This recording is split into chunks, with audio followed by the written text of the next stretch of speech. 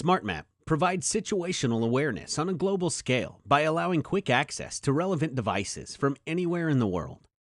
In this video tutorial, you will learn how to add a custom overlay with a CAD drawing. First, we click Setup. Then we'll click the Add a Custom Overlay icon and place it in the building. This is the first floor, Suite 190. Click the Layer Name field and name it First Floor CAD. Click the File Type or Map Service drop-down list. Use the list to select among Computer-Aided Design, CAD files, which can provide a detailed building plan, image files, which can also be used to provide building plans, and shape files, a popular geospatial vector data format for geographic information systems, GIS. We'll choose CAD from the list. If the CAD file has multiple layers, it imports as one overlay in SmartMap, so you need to isolate the layers you need before saving the CAD file. Click the Browse button to select the CAD file. We select Suite 190.dwg and click Open.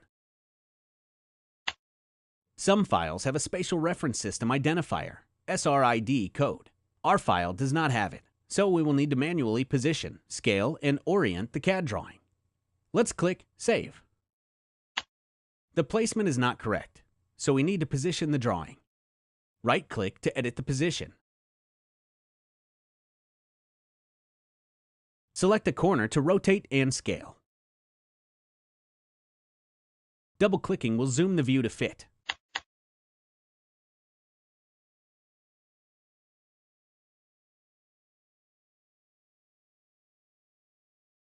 Move the pivot point to anchor the CAD file in place.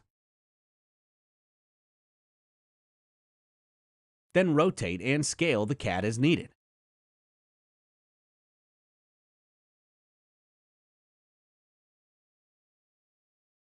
When you are satisfied with the position, save the changes.